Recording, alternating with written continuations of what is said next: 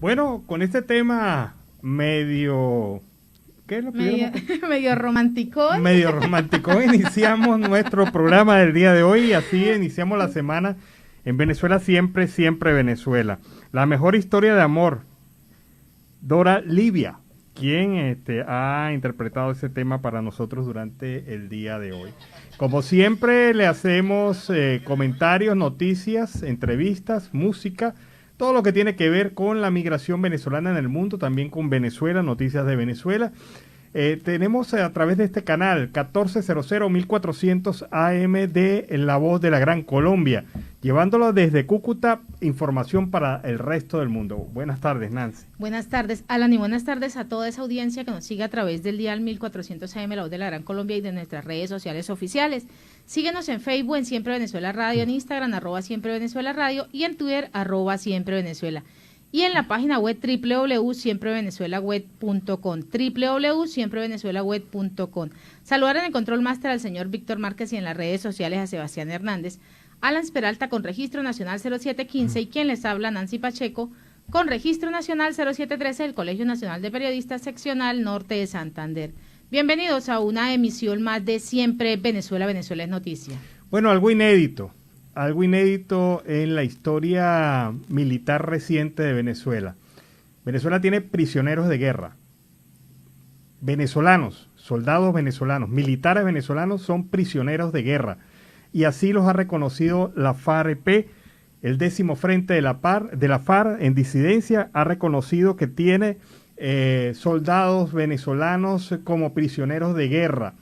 Y esto viene con una serie de informaciones que se publicaron este fin de semana, porque un gobierno como el de Nicolás Maduro, como el gobierno de facto de Nicolás Maduro, unas fuerzas armadas dirigidas solamente a la represión del pueblo y no a la defensa de la soberanía, han entregado el territorio nacional y han puesto al país en una condición de indefensión total.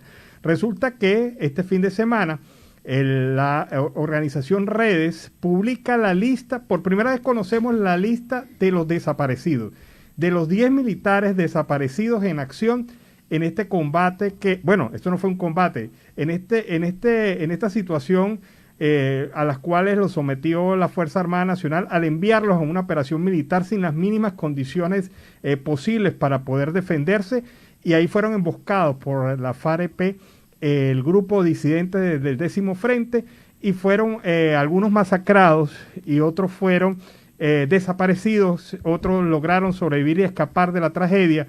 Pero lo cierto del caso es que a 15 días de los acontecimientos el gobierno no había dicho ni pío en relación a lo que había pasado con los desaparecidos. Y nunca lo van a decir, ellos siempre van a escudarse en que ellos enviaron a ese grupo muy profesional, pero que no tenían la culpa de nada. No, pues definitivamente ellos nunca asumen la culpa de nada. Lo cierto del caso es que aparecieron los militares, por lo menos de los 10 desaparecidos, la FAREP reconoce hoy en una comunicación que dirigió a la Cruz Roja Internacional, que tienen prisioneros de guerra. Escuche el término, prisioneros de guerra.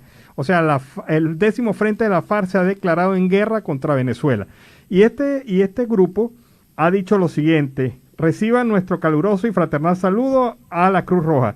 En múltiples ocasiones a lo largo del conflicto armado hemos apelado a su intermediación y sus buenos oficios humanitarios con el fin de cumplir los protocolos internacionales, y hago de su conocimiento que desde el día 21 de marzo del año en curso se desplegaron acciones militares en nuestra contra que han escalado en la región del Apure del Estado Bolivariano, y en esas acciones el día 23 de abril se desplegó un desembarco de fuerzas especiales de la Fuerza Armada Nacional Bolivariana, en la cual fueron capturados como prisioneros de guerra. Insisto mucho en este término porque tiene mucho que ver con la instancia internacional. ¿Quiénes son los prisioneros de guerra que reconoce la FAREP que tienen? El teniente coronel Juan Carlos Bermón, el primer teniente Johnny Hawaii, el teniente de fragata Álvaro Junior Flores, el sargento mayor de tercera José Antonio Ramos, el sargento segundo Steven José Aular, el sargento primero Luis Cova, el sargento mayor tercero Paul Hernández y el sargento primero José Torres. De esta forma solicitamos sus buenos oficios para establecer los protocolos y mecanismos necesarios para que sean entregados a una comisión que ustedes designen en coordinación con la ONU, la OEA, el gobierno bolivariano y nuestras unidades. De antemano, nuestro agradecimiento. Firma el Estado Mayor del 10º Frente Martín Villa, Comando Conjunto del Oriente, Montañas y Sabana del Oriente. Esto yo lo escuchaba, era en Colombia. En Colombia. Eso ahora lo escuchamos en Venezuela. Pero es que esa guerra la trasladó Nicolás Maduro, el gobierno de Nicolás Maduro para allá. Esos eran los grupos minúsculos a los cuales él pensó que no iban a hacer ningún daño, que el narcotráfico lo iba a llenar de dinero, pero mire cómo se ha convertido esto. Ellos cuando llegan y se posesionan, eso es como cuando una enfermedad se erradica, ahí se siembra y ahí se queda. Bueno, lo cierto del caso es que este grupo minúsculo le ha dado tremendo mazazo en la cabeza al gobierno de facto de Nicolás Maduro y también a la Fuerza Armada Nacional Bolivariana, que no puede explicar, sus comandantes no pueden explicar qué es esto. ¿Qué es esto? Estamos en guerra. Aquí lo reconoce el Frente 10º de la FARC. Estamos en guerra contra el 10º Frente de la FARC en Venezuela. Tienen prisioneros de guerra y reconocen 8. Pero ¿dónde están los otros 2? Los otros 2. Porque son 10 los desaparecidos. ¿Dónde están los otros 2? ¿Habrán fallecido? ¿Estarán en tortura? En tortura. ¿Habrán sido escondidos? ¿Habrán sido asesinados por la FARC? Porque en medio de todos esos planes, así como se vio acá en Colombia, ese término y cómo se manejó la tortura, fue muy cruel. Y eso no creo que allá donde están con estos militares venezolanos les estén pasando de lo mejor. Bueno, les repito, primera vez en la historia militar reciente de Venezuela que hablamos en términos de prisioneros de guerra. No sabía que Venezuela estaba en guerra, pero Maduro nos ha llevado a una guerra. Y esto hay que decirlo así, tajantemente. De manera irresponsable, el gobierno de Nicolás Maduro ha llevado a Venezuela a una guerra contra el 10º Frente de la FARC. Ahora, ¿qué van a hacer?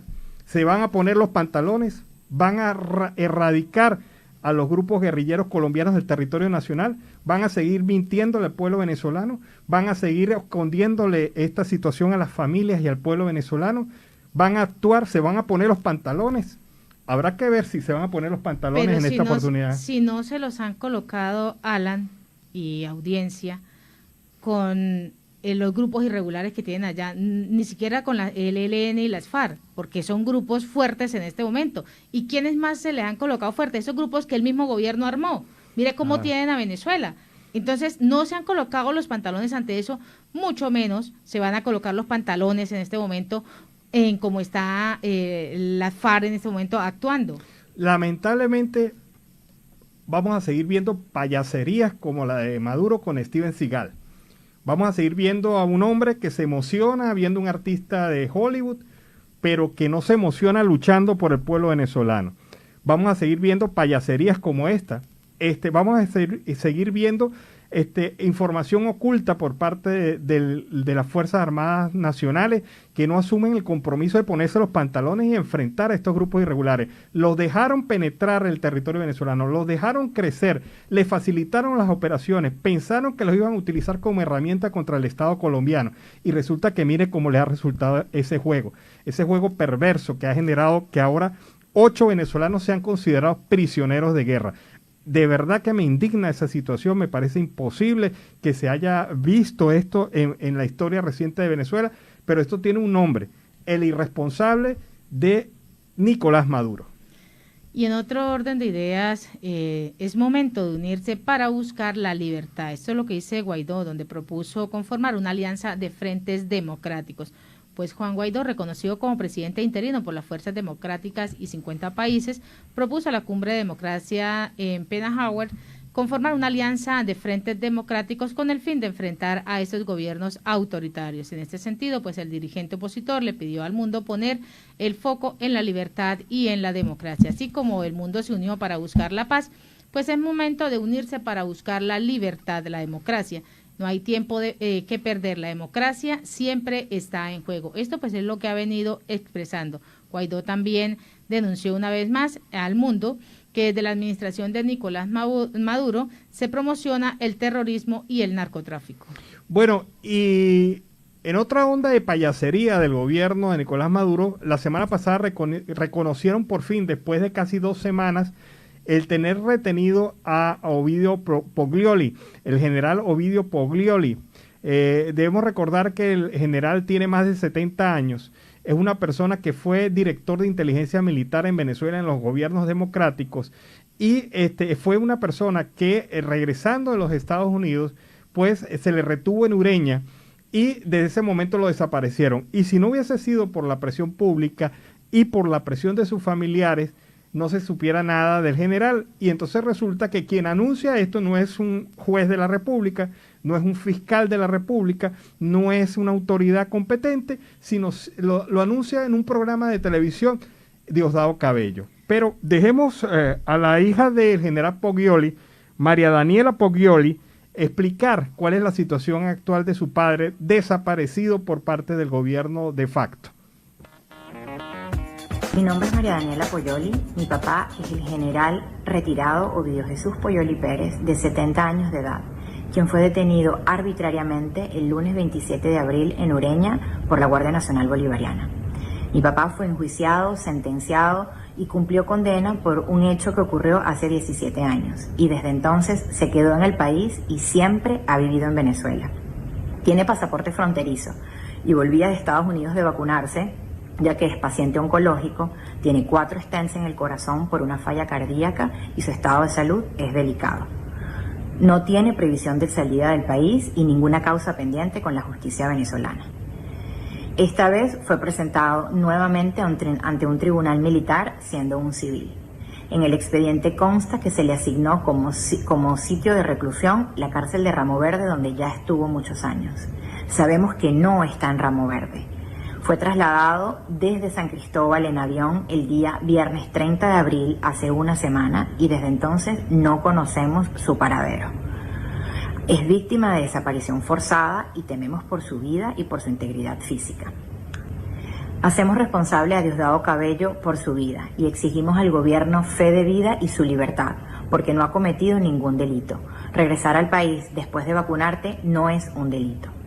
Le hacemos un llamado a la Comisión Interamericana de Derechos Humanos, quien llevó a término la investigación de su caso de hace 17 años, ya que el gobierno demuestra no haber acatado las recomendaciones de dicho organismo que...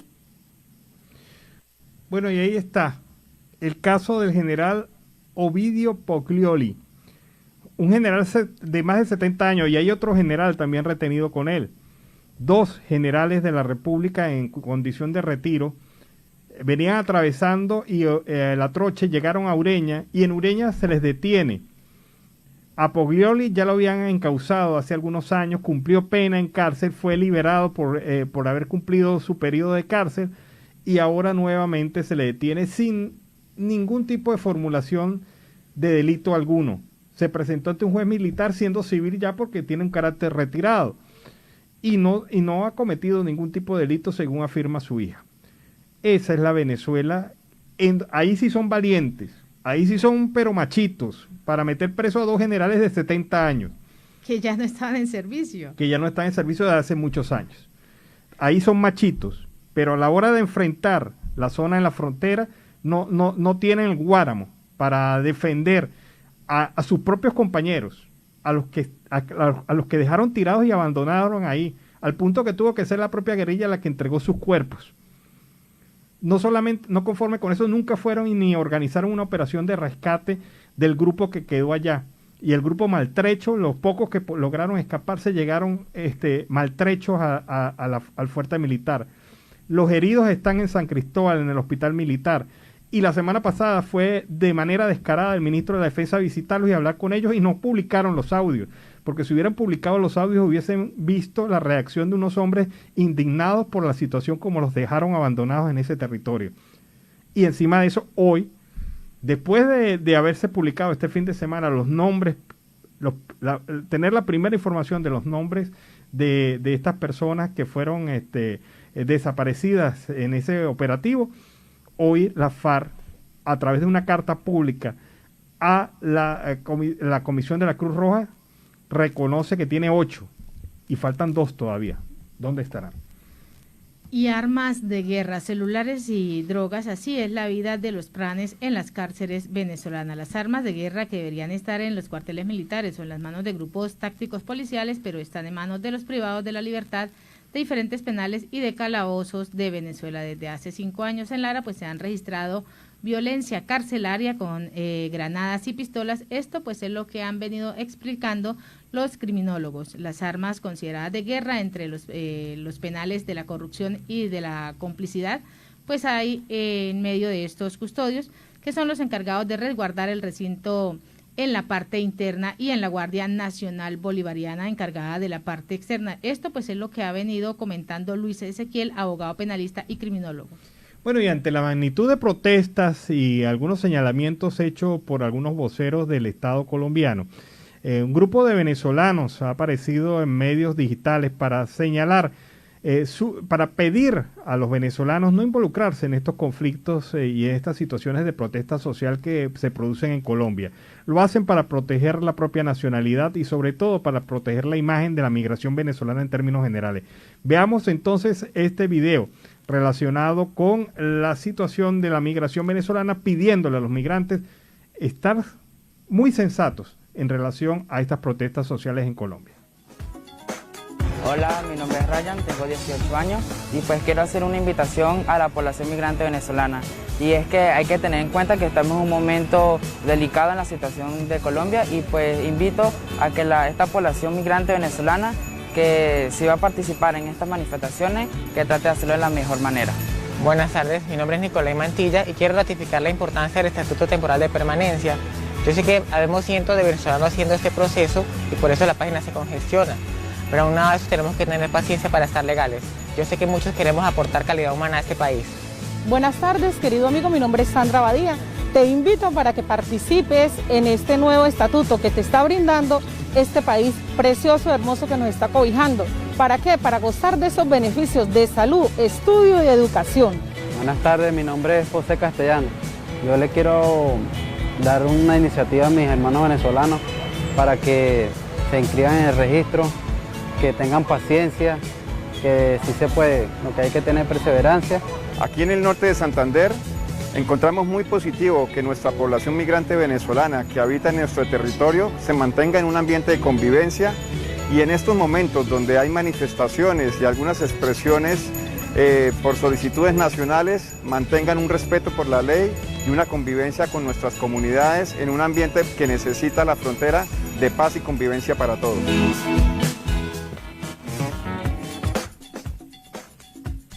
Bueno, efectivamente, los migrantes venezolanos pidiéndole a la migración que participa o que observa este fenómeno de protestas en Colombia, mantenerse de manera muy sensata y serena, no participar en hechos de violencia ni en disturbios que puedan afectar la imagen nacional. Continuando con más información, productores del campo alertan desabastecimiento sin precedentes en Venezuela. Antonio Escalona Araujo, presidente de la Unión Agrícola y Ganadera de los Andes, dijo que la falta de combustible impide a más del 90% de los productores del Lara del campo iniciar el nuevo ciclo de esta siembra, pues el presidente de la Unión Agrícola y Ganadera de los Andes alertó que la escasez de diésel en el país hace presagiar un desabastecimiento de alimentos sin precedentes en Venezuela. Por medio de un comunicado, el dirigente agropecuario describió que en el campo venezolano hay consternación entre los productores al ver el silencio de los tractores por la falta del gasoil. Bueno, y para completar esa imagen que tienen ustedes con esta nota que ha leído Nancy, Venezuela en el año 1953, indica el economista Jesús Cacique, tenía un parque industrial de 2.564 empresas en el sector manufactura. Escuchen bien esto. Cacique señala que Chávez recibió al país con 11.198 fábricas en marcha. Al cierre del año 2020, únicamente están operativas 2.121 empresas. ¿Qué quiere decir esto? Que volvimos incluso al año 53. Retrocedimos, ¿cuántos? 47 más 20 serían 67 años, 68 años retrocedimos en la historia de manufactura en Venezuela. Si eso es la revolución, yo no creo que tenga ese término. deberíamos llamarla no revolución bolivariana, sino involución bolivariana, porque aquí están las cifras, esto no es mentira. Retrocedimos prácticamente al año 1953, cuando Venezuela estaba arrancando el proceso industrial. Y en Siempre Venezuela, Venezuela Siempre, vamos a una pausa comercial y musical. Bueno, y le pusimos un tono suavecito al momento.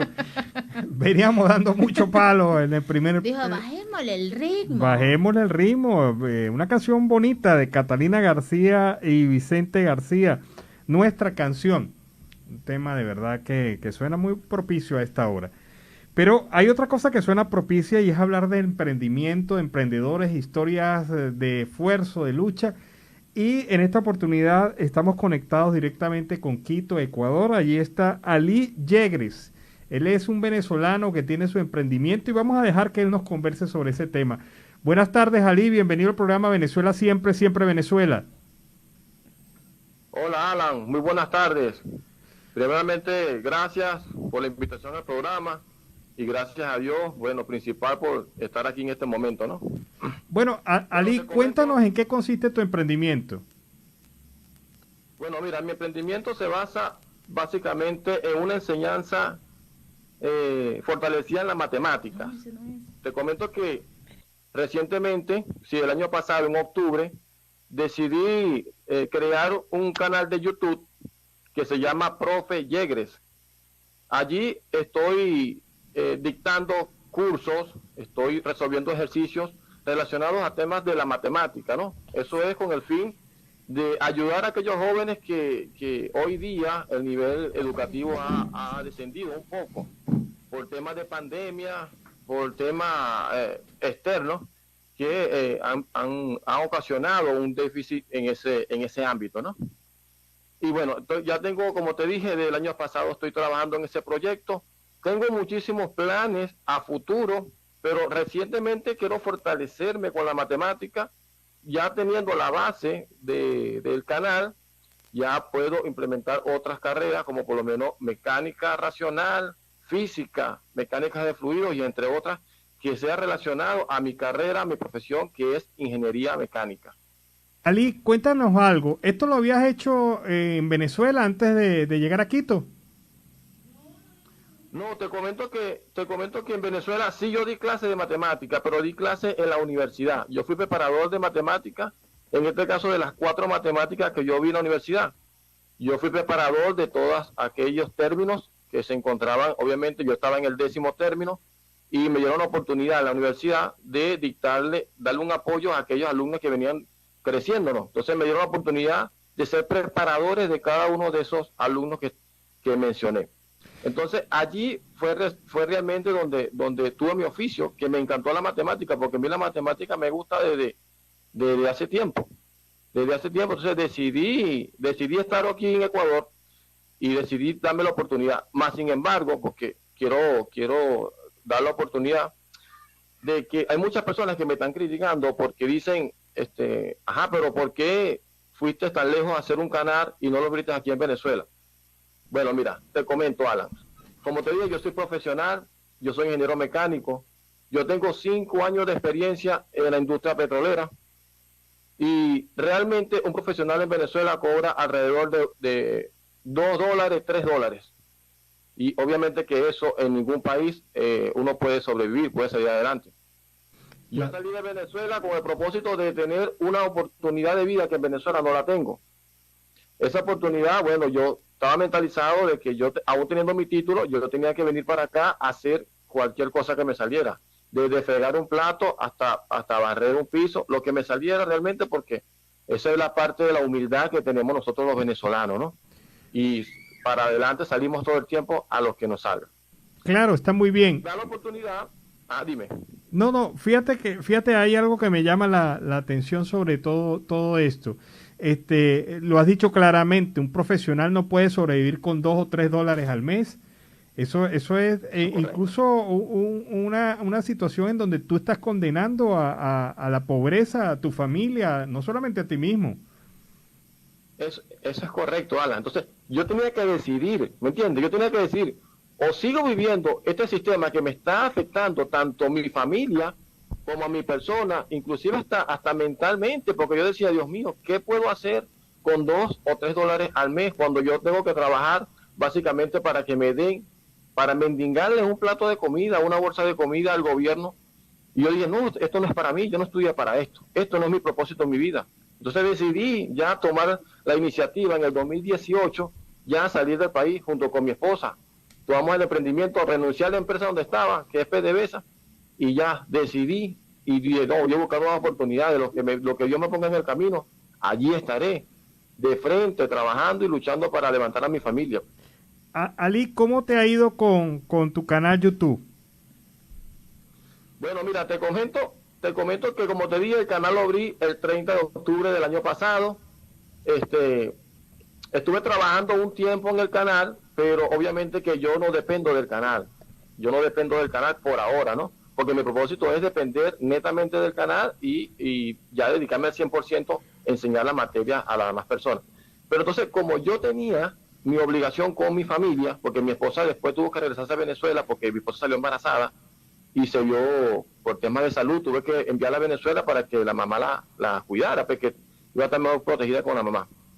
Yo tenía que trabajar y trabajar para ganarme el día y también para ayudarme con el canal. Entonces, por ese tiempo yo duré como 3-4 meses sin subir video ni nada. Hasta que decidí, no hace mucho, hace casi como un mes, decir, bueno, vamos a activarnos otra vez, vamos a trabajar. Y te cuento que yo tenía en ese momento 276 suscriptores. Yo dije entre mí, porque en YouTube tú tienes que tener 1000 suscriptores y 4000 horas de reproducción para que YouTube, la plataforma, te haga un contrato y tú de ahí tú comienzas a generar ingresos. Yo me hacía la pregunta, ¿cómo yo puedo llegar a eso? Se me es difícil porque ya tenía meses y todavía me mantenía con 270 suscriptores. Y yo, te voy a ser sincero, yo conté con la buena fe del venezolano, porque yo sé que el venezolano nos apoyamos donde estemos, ¿no? Yo dije, yo voy a hacer una cosa, yo voy a colocarme en una de los grupos pertenecientes al Facebook de venezolanos en el Ecuador, Perú, así, los venezolanos que se encuentran a nivel del mundo. Entonces yo dije, bueno, vamos a colocar una publicación pidiendo la ayuda de esas personas. Y bueno, te cuento que en 4 días ya pasé de 275 suscriptores a más de 24,000 suscriptores. Oye, qué bien. Bueno. Qué exitoso, qué bien, qué bueno. Me encanta eso y sobre todo lo que dijiste, la solidaridad entre los venezolanos. Claro, eso mira, es una cosa de verdad que nos diferencia de muchos, oíste. Te soy sincero, nos diferencia de muchos. Nosotros los venezolanos siempre nos metemos la mano, así no lo conozcamos, pero siempre nos llamamos hermanos y siempre estamos ahí luchando para seguir adelante. Ali, yo tengo una duda. A mí siempre se me hizo difícil la matemática, tengo que reconocerlo. Pero esto de explicar matemática a través de las redes sociales, a través de un canal de YouTube, no es difícil. No, mira, ya cuando tú dominas un tema, Alan, ya para ti lo hace de una manera ya como que práctica, ya sencilla. Si te cuento, te voy a contar, para aprovechar a contar todo, te voy a contar una anécdota. Yo cuando comencé en la universidad, te cuento que mi primer examen fue de suma y resta con decimales. Y te cuento que yo ahí saqué 0,3 sobre 20, porque fue evaluado sobre 20. Y te cuento que lo que te quiero decir con esto es que si yo pude hacerlo, si yo pude pasar de nada a donde estoy ahora, cualquier persona, porque la mentalidad que tenemos muchos, no digamos venezolanos, todos, peruanos, chilenos, es que nos meten en la cabeza ya de que la matemática es difícil. No, la matemática no es difícil. La matemática simplemente es practicarlo. Si lo practicas, te aseguro que vas a llegar al éxito. Entonces yo saqué 0,3. Imagínate tú acá, hoy día tú me ves explicando una materia ya de cálculos integrales, a que yo te diga, perdón, que saqué 0,3 en sumar y restar decimales, tú no me lo vas a creer. Tú dices, ¿cómo es esto? Bueno, es que eso para mí me motivó a seguir luchando y seguir trabajando porque me apasionaba la matemática. Y entonces, ¿qué pasa? Dar clases por YouTube, no, para mí, más bien me satisface de verdad que miles de personas vean mi video, porque yo sé que estoy impartiendo un conocimiento y estoy dando un poquitico de arena, no solamente a venezolanos, sino al resto del mundo. Qué bien, qué bien. Mira, y coméntanos, tus alumnos, ¿quiénes son? ¿Qué has percibido de ellos?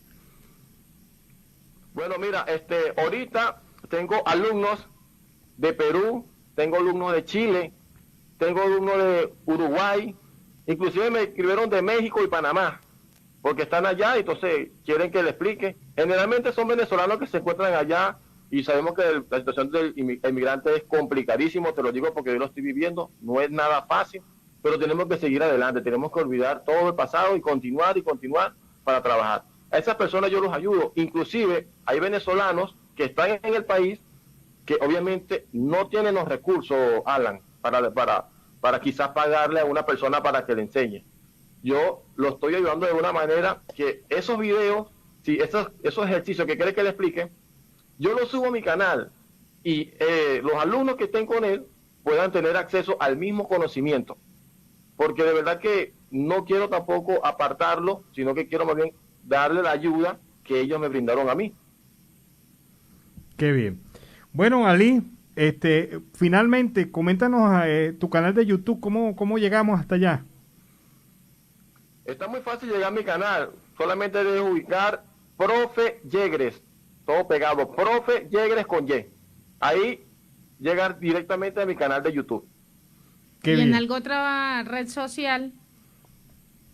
Tengo otra red social que por el Facebook también aparece también igual como Profe Yegres, mi nombre y Profe Yegres la abreviatura. Bueno, qué bien. Queremos alentarte con esto. De verdad que nos gusta esta historia porque son historias de emprendimiento, de lucha y de salir adelante. ¿Quién quita que dentro de algunos meses pues te volvamos a llamar y nos cuentes, no, Alan, ya no tengo 25, yo tengo más de 200,000. Qué bueno. Amén, Alan, amén. Amén, Alan. Si te cuento para aprovechar que yo me considero una persona de que yo nací para el éxito, ¿sabes? A pesar de las situaciones, a pesar de que nací en Venezuela y sabemos que la situación en Venezuela está complicada, yo nací para ser exitoso. Y yo tengo no sueño, yo tengo metas en esta vida. Inclusive si te cuento, yo hasta tuve la oportunidad de querer participar en unas elecciones municipales en mi ciudad, ¿no? Quería ser alcalde, pero bueno, situaciones como este gobierno que no permite oportunidades a nadie, solamente a ellos, bueno, me obligaron a simplemente apartarme. Ojo, me aparto de Venezuela, mas sin embargo lo tengo en mi corazón porque de verdad que Venezuela, como Venezuela no hay otra. Qué bien, excelente mensaje. Bueno, Ali, mucho éxito, mucha suerte y bueno, cuenta aquí con este programa como un soporte para cuando tengas a bien algo que bueno que comentarnos a nosotros los venezolanos en cualquier parte del mundo donde estemos. Muchas gracias, Ali. Alan, muchísimas gracias a ti y de verdad, bueno, mira, agradecido eternamente por esa oportunidad que tú me acabas de brindar hoy. Me despido, mi hermano, saludos, fuerte abrazo y bendiciones ahí en tu canal y en tu proyecto. Amén. Seguimos en Siempre Venezuela, Venezuela Siempre. A mí algo que me llamó mucho la atención del profesor Ali es el ingenio con el que él montó su celular. Sí, su set. Sí, que hizo ese set, o sea, cualquiera que tenga dañado un ventilador ya sabe cómo puede utilizar y para qué sirve para colocar el teléfono, ¿no? Para grabar su video, para hacer cualquier actividad, ya sabe qué tiene que hacer. Bueno, ingeniero. Él se las ingenió. Es ingeniero. Tiene que salir con algo por ahí, por esa vía. Bueno, seguimos con las informaciones aquí en Venezuela, siempre Venezuela. Y conoce los horarios en los que trabajarán los bancos durante esta semana de flexibilización. Pues desde este lunes hasta el 14 de mayo los bancos estarán funcionando hasta la 1 de la tarde para acatar el esquema de prevención contra el COVID-19 a través de distintas comunicaciones compartidas en las respectivas redes sociales. Los bancos dieron a conocer sus horarios laborales. El Banco Mercantil ofrece servicios desde las 9 de la mañana hasta la 1 de la tarde. Esa entidad ofrecerá sus servicios 22 de 24 entidades, Distrito Capital, La Guaira, Miranda, Aragua, Guárico, Apure, Carabobo, Cojedes, Yaracuy y Anzoátegui, pues son algunos de los estados donde se prestarán servicios comercial del Banco Mercantil. Bueno, y ahora pues con este esquema de flexibilización, sí, una semana sí, otra semana no, pues se enreda la vida del venezolano más de lo que ya está enredada. Bueno, y uno que está hablando fuertemente sobre el tema de la reapertura de los puentes fronterizos entre Colombia y Venezuela es Daniel Aguilar. Daniel Aguilar fue presidente de Fedecámaras Táchira y él considera que es indudable la necesidad de abrir estos puentes para permitir el desarrollo comercial y social de esta frontera binacional a pesar de la situación de pandemia, siempre y cuando se tomen en cuenta ciertas condiciones. Él prefiere que los puentes abiertos antes de que sigan cerrados. Movilicen y se permita que se siga trabajando tal como se ha venido durante muchos años realizando estas relaciones de tipo económico y comercial, además de las ya que todos conocemos en materia educativa y en materia de salud. Señores, ¿ustedes quieren que se solucione el problema ya? Señor licenciado Freddy Bernal, con el debido respeto, mande a quitar desde ya los containers. Consolide ese gesto de buena voluntad. Mande a quitar los containers y usted que tiene el poder, movilice todos los funcionarios que están en la frontera y conjuntamente con las autoridades nacionales cierre todas las trochas.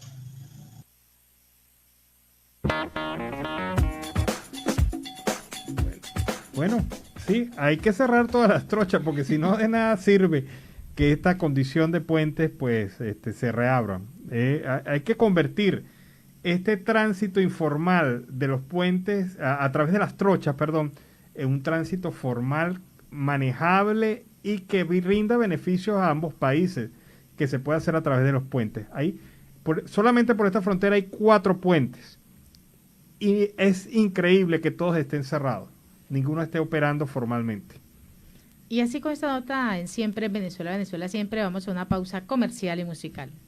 Qué bonito como Simón Díaz contaba estas historias del campo, de cualquier campo, puede ser, esto se puede ubicar en cualquier campo colombiano del Arauca, y con esto iniciamos también esta segunda hora de Venezuela Siempre, Siempre Venezuela, en este enlace con la voz del Río Arauca, nuestra emisora hermana que retransmite nuestra programación generada desde el 1400 AM de La Voz de la Gran Colombia.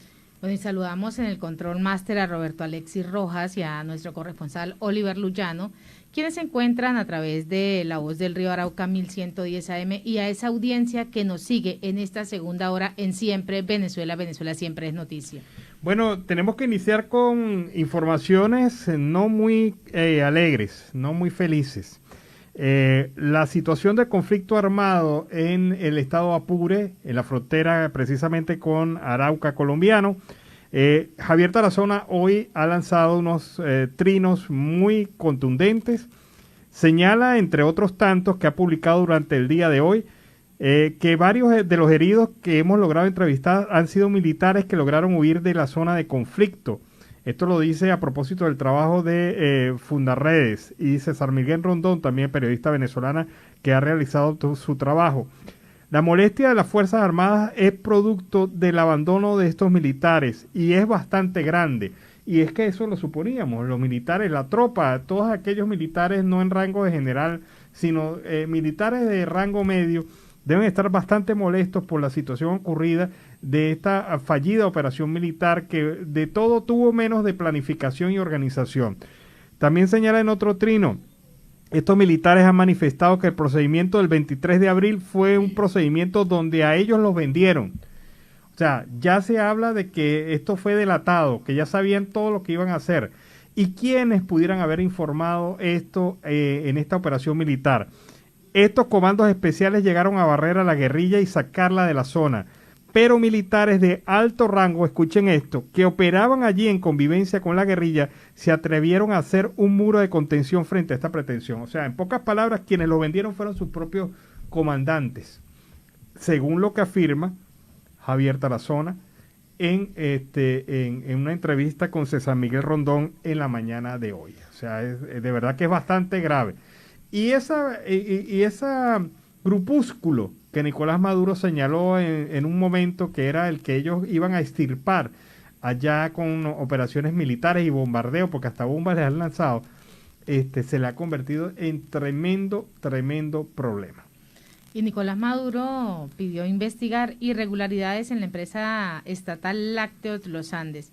En la instalación del denominado Consejo del Gobierno de la Clase Obrera, el gobernante Nicolás Maduro pidió abrir una investigación en un plazo de 48 horas sobre las irregularidades señaladas por los trabajadores de Lácteos Los Andes, empresa que fue expropiada en el año 2008. El gobernante Nicolás Maduro pues pidió esta investigación directa y además de la directiva de la estatal Lácteos de Los Andes, luego de que un representante de los trabajadores de esta empresa señalara que la dirigencia no escucha ni le da participación a los obreros de la compañía. Bueno, es que evidentemente cómo les vas a pedir conocer quiénes son tus líderes, quiénes son los dueños de la empresa, quiénes son los responsables de la empresa, si precisamente esa fue una de las cosas que hizo Maduro para evitar que se conociera quiénes eran los nuevos dueños de las empresas recién privatizadas. Y esto lo hizo a través de la ley antibloqueo. ¿La ley antibloqueo para qué ha servido? Para legalizar negocios irregulares, para que los trabajadores pierdan sus derechos, para que las empresas operen a media máquina y sigan brindando, o sea, subarrendadas a otras empresas. Eso sirve, para eso sirven estas empresas. Y unos 45 venezolanos cruzan ilegalmente la frontera de Estados Unidos. Un grupo de al menos 45 migrantes venezolanos cruzaron de forma ilegal una zona llamada del Río en Texas para ingresar a Estados Unidos desde México, según un reporte presentado por el periodista Bill Malins de la cadena Fox News. Las imágenes presentadas por el reportero pues evidencian cómo las personas cruzan el agua frente a los oficiales de la policía migratoria y son conducidas a un espacio donde están otros migrantes resguardados. Indicó que solo es un grupo de los que fueron interceptados al entrar de forma ilegal a Estados Unidos. Bueno, la gobernadora del estado Táchira, Lady Gómez, instó a la administración de Nicolás Maduro a dolarizar, pero los sueldos. Y esta sería una fórmula para superar la crisis económica que afecta a la ciudadanía. Gómez aseveró que si no se concientiza y se sincera el salario de los trabajadores a la moneda que maneja la economía nacional, estos no tendrán para comer ni 2 veces al día. Yo diría, que gobernadora, que ni una vez al día puede comer alguien con $3 al mes. Usted va a cualquier recinto comercial y en el caso de la región andina le cobran en pesos. Y si usted va al centro del país le cobran en dólares. Además, los organismos públicos ya hacen auditorías en dólares. Hasta para poder comprar un cartón de huevos, para pagar un pasaje, te cobran en dólares o en pesos. Sencillamente los venezolanos seguirán viviendo en angustia, padeciendo necesidades, mientras esto no se corrija. Y en Siempre Venezuela, Venezuela Siempre, vamos con el primer informe de nuestro corresponsal Oliver Luyano, el amigo de todos. ¿Qué tal, mis amigos de Siempre Venezuela? Desde esta zona de frontera, desde Arauca, reporta para ustedes el amigo de todos, Oliver Luyano, guariqueño y de Saraza. Bueno, mis amigos, estamos acá en la tierra del joropo, constatando con nuestros hermanos venezolanos, escuchando pues cada una de sus historias que sirven de inspiración para otros hermanos para seguir luchando ante tanta adversidad. Es el caso que en este momento estoy con Francisco Campo, él es también de Barquisimeto. Francisco, bienvenido a Siempre Venezuela. Gracias. Coméntanos, Francisco, ¿cuánto tiempo tienes acá en esta tierra? 2 años. ¿Por qué te viniste de tu tierra? Debido a la crisis que está en Venezuela todavía, pues. ¿A qué te dedicabas allá? Yo soy profesional en seguridad industrial y también trabajaba carpintería. ¿Con quién te vienes de allá? Con mi esposa y la hija de ella. ¿A qué te dedicas? Ahorita trabajo vendiendo café, chocolate, tortas, agua, lo que sea, cigarros y eso. Vendedor ambulante, pues. ¿Eso es suficiente para cubrir los gastos de la casa? No totalmente, pero sí una gran parte. ¿Cómo estaba Venezuela cuando ustedes decidieron salir? Crisis total, por lo menos la parte laboral pagan muy poco y no alcanza para nada prácticamente, ni para sobrevivir, nada. ¿Cómo hicieron para tomar la decisión? Bueno, buscamos una una hermana que nos financió el pasaje y ya listo, nos vinimos porque allá estaba terrible, no se aguantaba ya más. Yo estaba delgado, adelgacé demasiado y tenía problemas de salud debido a la mala alimentación y el estrés y todo eso, pues. Y aquí estamos luchando. ¿Cuánta familia le queda ya? Todos. Aquí nada más está un hermano mío, aquí en Colombia, una hermana mía que está en México, bueno, otra está en Perú también, sacando la cuenta ya todos, como la mitad se han ido a distintos países y en Venezuela me quedan como 6 hermanos. ¿Qué le dicen la familia de Venezuela? ¿Qué te comentan de la situación? Hay unas informaciones contradictorias porque unos me dicen que la crisis está muy difícil y otros me dicen que ya las empresas privadas han tomado conciencia y están pagando ya en dólares, de manera así que pueda alcanzar para sustituir lo que es la canasta básica, para comprar todos los alimentos. Y ahí se va, pues ojalá que mejore pronto. Y otros dicen que la cosa está muy difícil y que por lo menos los órganos de seguridad están sometiendo mucho a las personas, que están asesinando a personas. Es lo que he escuchado y yo creo que sí es cierto. Y por lo menos los guardias le quitan mucho lo que es el alimento a las personas que están llevando para allá, para Venezuela y que compran aquí en Colombia. Yo vivo aquí en la frontera en Arauca y eso es el pan nuestro de cada día, pues que los guardias... Que hay muchas alcabalas. Muchas alcabalas y eso es gran parte del problema porque le quitan los productos que los venezolanos compran aquí para revenderlos allá o para veces para su propia alimentación y ellos llegan y se los quitan, pues. Les quitan plata, les quitan dólares, entonces uno de los principales problemas son los cuerpos de seguridad, en este caso la Guardia Nacional y los policías y hasta el FAE. O sea que hay problemas de delincuencia también con los órganos que deberían cuidar a los ciudadanos. Sí, son unos delincuentes, son unos inconscientes, porque aquí mismo en Colombia los policías no te tratan así y eso da pena más bien. Y que los mismos paisanos allá, que en vez de proteger a uno que es su deber, lo que hacen es sumirnos más en la crisis y prácticamente violentarnos, atacarnos, pues porque eso es un ataque. Si tú llevas comida y allá hay poca comida y llevas comida acá y haces un esfuerzo para comprarla aquí, ¿cómo te la van a quitar? Eso es inhumano. Francisco, ¿en algún momento de esta situación has pensado en regresarte? Sí, varias veces, muchas veces. ¿Y qué te hace no tomar esa decisión?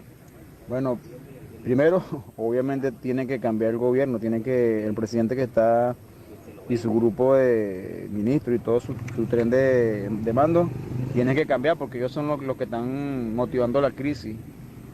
Y poco a poco que las personas tomen conciencia ya, porque muchas veces los mismos venezolanos, por la supuesta viveza criolla, entonces nos comemos entre nosotros mismos, por decirlo de una manera figurativa, y siempre uno quiere a través de la viveza, o sea, vender las cosas más caras, especular, todo ese tipo de cosas, pues. Entonces ahí lo que hace es que nosotros mismos nos estamos dañando, haciendo daño. A veces no valoramos nuestras propias personas, el dinero. Muchas veces me recuerdo con lo que pasaba con los billetes, con las monedas que venían a vender aquí mismo a Colombia y los mismos colombianos nos hacían críticas. Vendían el efectivo. Vendían el efectivo. A muchas personas de aquí, de Colombia, nos hacían esa crítica y tenían toda la razón. Pero igual yo entiendo que Venezuela también hay mucha gente que quiere pujante y de buenas intenciones, de buen corazón y que el país va a salir para adelante. ¿Tú en algún momento llegaste a sentir afecto o militancia por esta gente que hoy gobierna? No afecto, pero sí... ¿Votaste por ellos? Sí, voté por ellos, claro que sí. ¿Y por qué lo hacías? Bueno, no, porque como era un cambio algo distinto. Pero después ya yo ni siquiera participé en la política. Yo me declaré apolítico porque no me gustan las personas que desunen a otros, pues. Y entonces eso es lo que las mayores de los partidos políticos siempre quieren tener, a que yo soy el bueno y los otros son los malos. Entonces no me gusta la desunión. Más bien algún partido que aporte a la unión y que entre las discordias consiga un consenso es lo mejor. Se avecina un proceso electoral en Venezuela. Si estuvieras allá, ¿participarías? Sí, claro.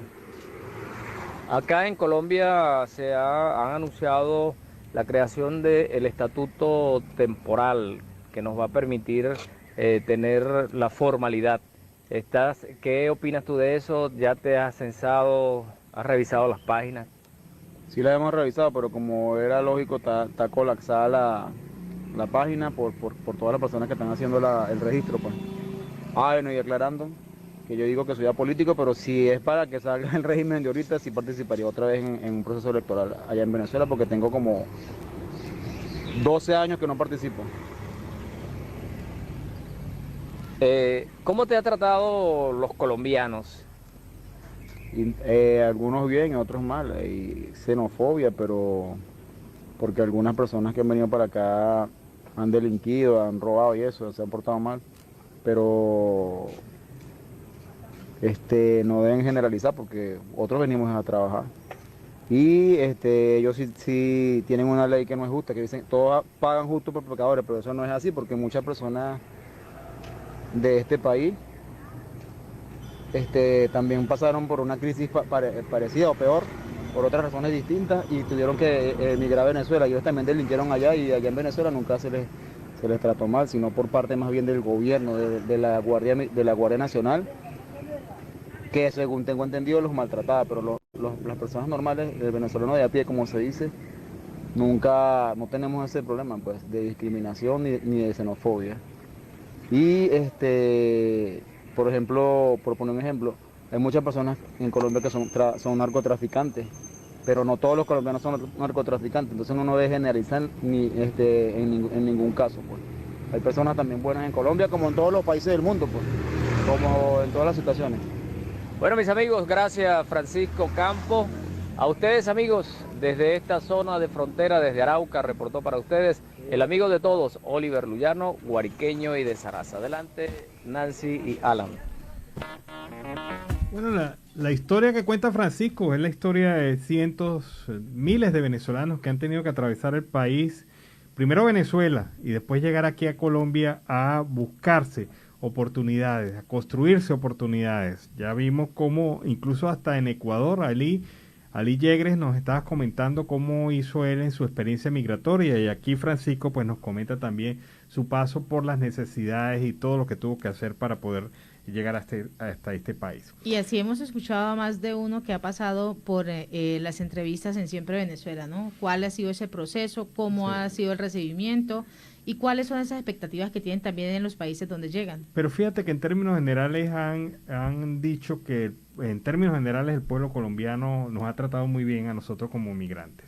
Esto es una cosa, mayoritariamente, hay algunos pequeños casos de xenofobia, pero son minúsculos, pero la gran mayoría del pueblo colombiano ha tratado muy bien al pueblo venezolano. Y hablando de migrantes, Alan, ¿qué tenemos? Bueno, tenemos a dos niños, a Mati y Moy, quienes han preparado un tema, son excelentes cantantes, ha sido una grata sorpresa este fin de semana conocerlos, y vamos a escuchar este tema Caminantes que han compuesto y que ofrecen a todos ustedes a través de nuestra señal Venezuela Siempre, Siempre Venezuela.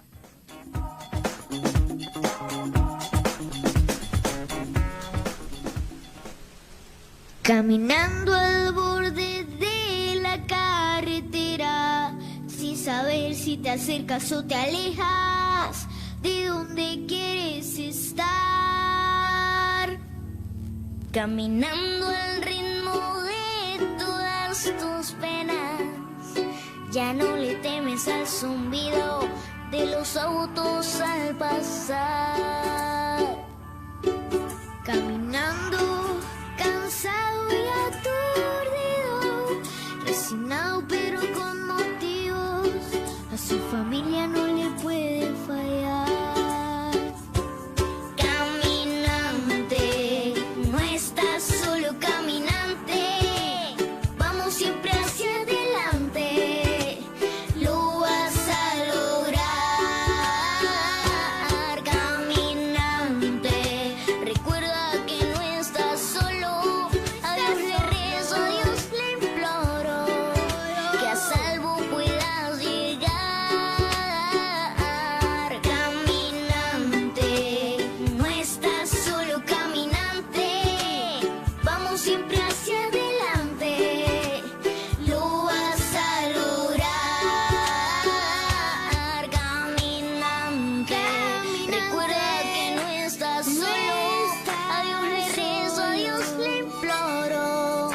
que a salvo pueda llegar.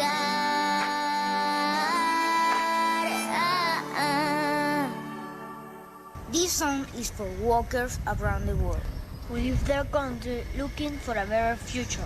This song especially goes to Venezuelan walkers. We are Mati and Moy.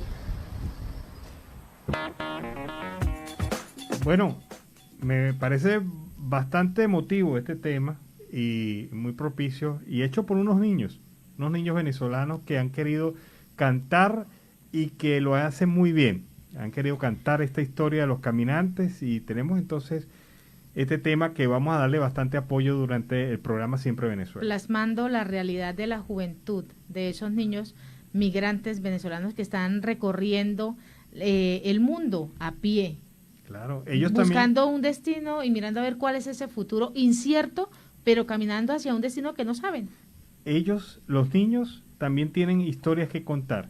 Nos hemos concentrado a veces en escuchar a los adultos, pero no hemos escuchado a estos niños que a su modo sufren y recrean esta historia de migración forzosa a lo largo y ancho de toda Latinoamérica. Y en Siempre Venezuela, Venezuela Siempre, vamos a una pausa comercial y musical. Bueno, yo definitivamente cada vez que escucho a Simón Díaz pienso que ese es uno de los enormes símbolos culturales que tiene Venezuela. Tonada del Cabrestero, ¿cómo lo escucharon? La verdad que suena más bonito ahora. Forma parte del disco Cuenta y Canta, la producción Cuenta y Canta de Simón Díaz, en donde él echa el cuento, le echa las historias de estos temas. A propósito de eso, comentan que Tonada del Cabrestero fue uno de los primeros temas de Simón Díaz, uno de los primeros temas escritos, compuestos por él. Y bueno, hoy lo trajimos para este segundo segmento de la parte final, la cuarta porción de la torta de Venezuela Siempre, Siempre Venezuela.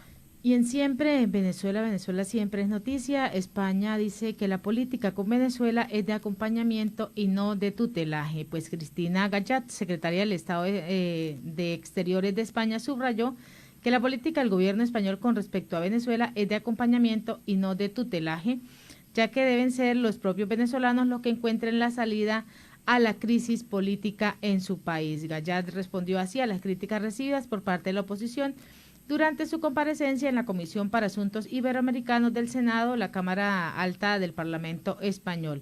Y ante las censuras por la supuesta tibieza de la posición española y la falta de una crítica contundente a la administración de Nicolás Maduro, que le reprocharon desde la oposición, Gallat subrayó que la postura española es realismo inteligente y no paralizante, sino de acción, para que sea preciso mantener la comunicación con todos los actores con el fin de mejorar y además de comprender la situación que se vive en el país Venezuela. Bueno, y vamos a contarle historias bonitas. Hemos contado bastantes historias feas durante el programa del día de hoy, pero bueno, a veces no hay otra cosa que contar.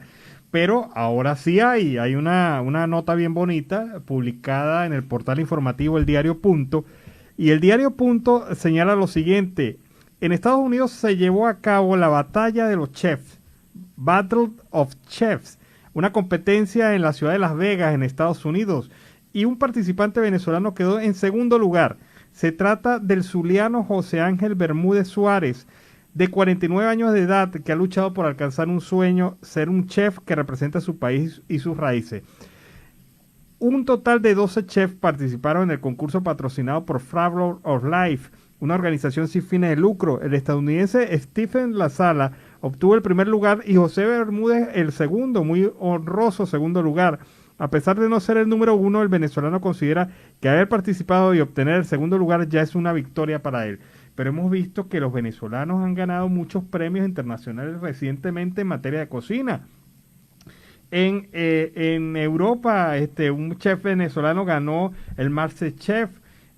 Hace 2 años en Uruguay, una venezolana ganó el MasterChef Uruguay. En Argentina, los venezolanos ganaron premios de MasterChef. En Estados Unidos también han ganado premios, y más reciente. Pero poco a poco la cocina venezolana se ha ido imponiendo en el mercado internacional, y ese es uno de los efectos colaterales positivos de la migración. Y en medio de tener carreras diferentes, claro, terminaron ahí. Sí, expresándose a través de la gastronomía. cocina. Y hemos visto mucho y hemos entrevistado muchos emprendedores venezolanos que han tomado esto muy en serio y que han logrado un éxito internacional en el tema de la comida. Esto es fundamental. Esta es parte de la cultura venezolana que se está difundiendo a lo largo del mundo y que sigue conquistando paladares conjuntamente con esta migración que sigue trabajando y haciendo esfuerzos por proyectarse en el mundo. Y en Siempre Venezuela, Venezuela Siempre, vamos con el segundo reporte de nuestro corresponsal Oliver Luyano, el amigo de todos. Hola amigos de Siempre Venezuela, desde esta zona de frontera, desde Arauca. Reporta para ustedes el amigo de todos Oliver Luyano, guariqueño y de Saraza, a través de la voz de la Gran Colombia. Y desde acá, desde la tierra del Joropo, a través de la voz del río Arauca 1110 AM. Mis amigos, andamos en este recorrido constatando las historias de nuestros paisanos y en esta oportunidad estamos con Wilmer Escalona. Bienvenido Wilmer a Siempre Venezuela. Bueno, gracias. Coméntanos Wilmer, ¿de qué parte de Venezuela tú eres? Margarita, Nueva Esparta. ¿Por qué tomaste la decisión de venirte a esta zona? Es una historia muy larga. Yo era militar y tuve que emigrar por problemas en el 2002. El 11 de abril del 2002 tuve problemas y me mandaron hacia Ramo Verde y de ahí me volé. Y bueno, estoy acá en Arauca como refugiado político. Bueno, interesante historia. ¿Por qué te mandaron a Ramo Verde? ¿Qué pasó? ¿Tú participaste en la del 11 de abril? No tuve participación, pero el armamento mío sí tuvo participación y es una cuestión delicada en eso. Como uno como militar tiene su armamento asignado y mi armamento tuvo un inconveniente ahí. Porque el 11 de abril en el Batallón Generalísimo Francisco de Miranda se intentaron meter y ahí hubieron 16 muertos. El 13 de abril del 2002, a la cual mi armamento fue disparado por otra persona y me culparon a mí. ¿Eso fue que te lo robaron o...? No, en el parque salieron la gente a buscar armamentos y entregaron armamentos a todo el mundo. El primer armamento que agarraban era que agarraban para trancar lo que estaba sucediendo en el Batallón Generalísimo Francisco de Miranda de Punto Fijo. En ese momento tú estabas ¿de qué lado? En ese ¿Del momento gobierno o del otro grupo? No, yo nunca tuve de acuerdo. Únicamente, lo único que tuve de acuerdo del gobierno fue cuando Chávez dijo que le iba a dar a las personas del Seguro Social. Eso fue lo único de acuerdo que tuve porque habían viejitos que por lo menos las mamás esas que tenían 60, 70 años lavándole a uno y ellas no tenían Seguro Social, no había caja de ellas para Seguro Social y en eso sí tuve de acuerdo, pero el resto nunca tuve de acuerdo. ¿Cómo ves ahora la situación de los militares? La situación de los militares en problema son ellos mismos, porque al ver que le están dando plata porque tengo algunos compañeros que me dicen que me vaya, que me entregue, que todavía tengo oportunidad, dice que le están pagando en dólares y que ellos no tienen necesidad ya porque ellos lo que quieren lo obtienen. Y yo, en verdad, yo me gradué fue porque yo quise, porque se lo sentía de corazón, pues, no para estar estafando a la gente o estar extorsionando a la gente. ¿Qué grado militar llegaste? En mi tiempo era guardia raso. Los de sargento llegaron después del 2005. En el 2005 me hicieron el ascenso a lo que me tocaba y llegué a sargento mayor de tercera. Ahí tuve presentación hasta el 2009. ¿Qué opinas de esa otra fuerza que creó el gobierno, los milicianos? Los milicianos, eso es una cuestión... La milicia bolivariana. Sí, no, eso es una cuestión de que no se puede O sea, es algo insólito, una cuestión que yo no entiendo el motivo por qué si una persona de 60 años disparando un fusil y se cae, porque también estuve en polígono de tiro con personajes así, viejitos de 60 años, no tienen la velocidad para una guerra, no. Para mí es algo muy, me disculpan la expresión, pero es algo como ridículo. ¿Qué sientes nostalgia por tu vida militar? Sí, porque de pequeño había soñado con eso y me forcé a estudiar para eso. En Cordero fui número 1 de mi promoción. En mi promoción era la promoción 76, en cuadro de honor en Cordero y después que me sucedió lo que me sucedió, la tristeza, la nostalgia de no poder haber cumplido mis sueños de pequeño, me lo frustraron allá. ¿Qué le dices tú a tus compañeros de arma cuando te llaman y te invitan a que te entregues? Yo le digo que por lo menos que salgan ellos así como hemos salido varios. Está el capitán Castillo y todo eso que han salido porque no les ha gustado esa parte del gobierno, que todo es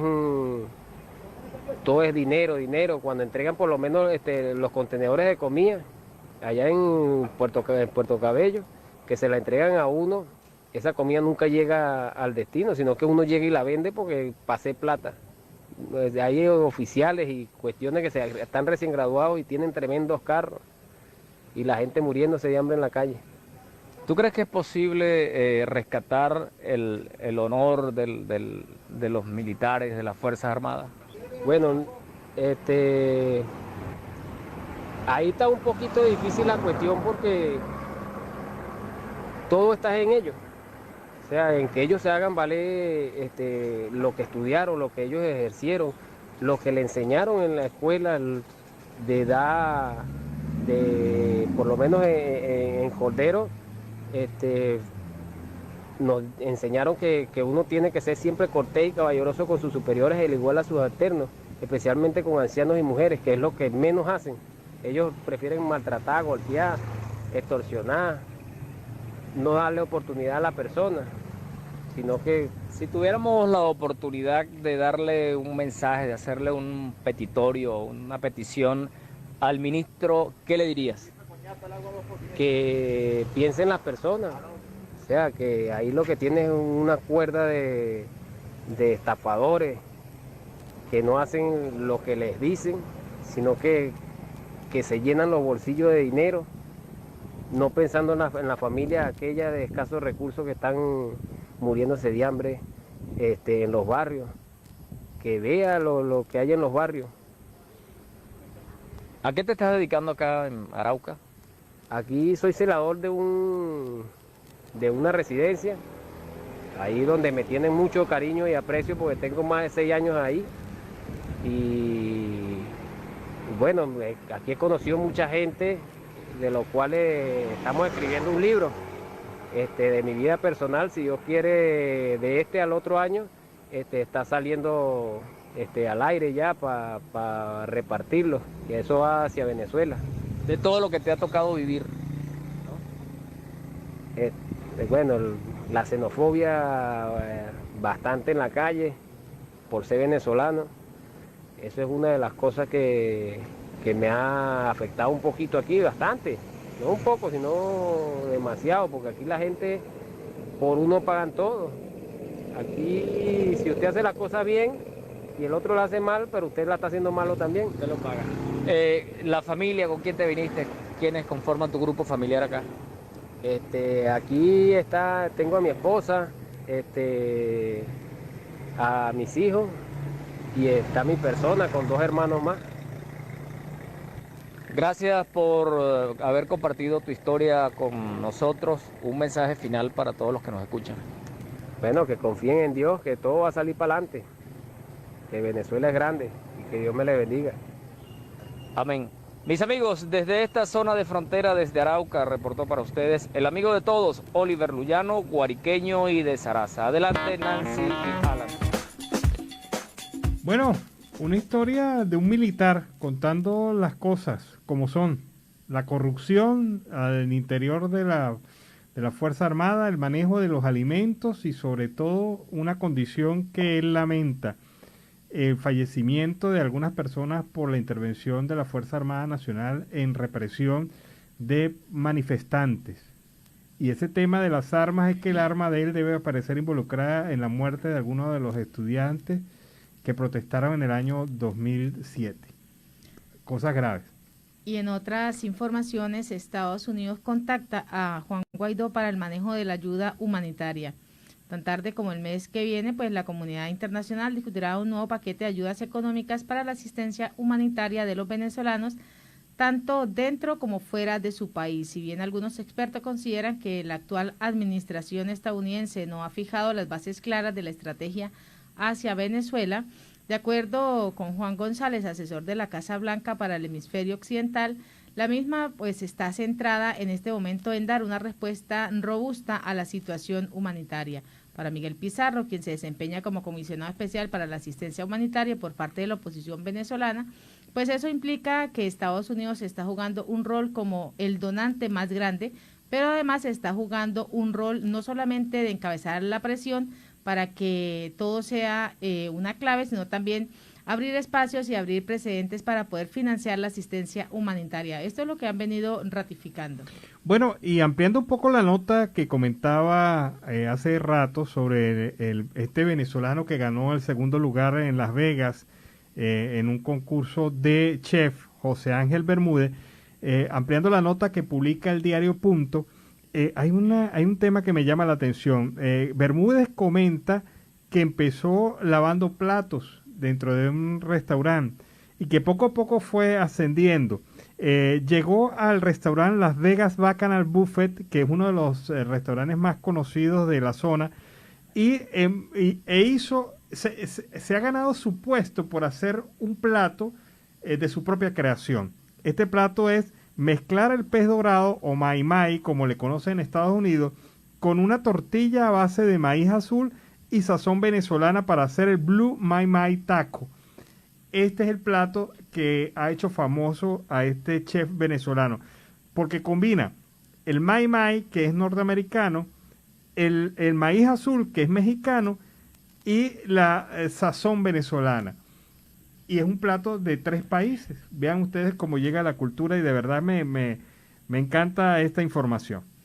Y aseguran que el 90% de docentes pues busca otro oficio de manera totalmente forzada. Al menos este 90% de los educadores en el país pues ha tenido que buscar otro oficio de manera forzada, ya que con el sueldo que perciben como docentes se les hace imposible sobrevivir. Pues esto es lo que ha asegurado Luis Arroyo, presidente del Colegio de Profesores del Estado Lara. Bueno, y vámonos a la pausa comercial y musical del momento, y al regreso seguimos acá en Venezuela siempre. Siempre. ¿Qué fue lo que pasó? Perdón, es que con esta nota ya nos vamos a la... Sí, claro, sí, ya nos vamos. Es que queríamos seguir con el programa. Y en Siempre Venezuela Siempre hemos llegado al final de una emisión más de Siempre Venezuela Siempre, a través del dial 1400. Bueno, seguimos despidiendo. Nos despedimos hasta la tarde, porque en la tarde tenemos nuestro programa de 5 a 6 de la tarde. A veces uno pierde un poco la noción. Es que me quedé concentrado en el Blue Mai y de verdad que se ve bastante sabroso este plato. Bueno, agradecer en el Control Master al señor Víctor Márquez y a Roberto Alexis Rojas, en las redes sociales a Sebastián Hernández, Alan Peralta con registro nacional 0715 y quien les habló, Nancy Pacheco, con registro nacional 0713 del Colegio Nacional de Periodistas Seccional Norte de Santander. Hasta la tarde. Hasta la tarde.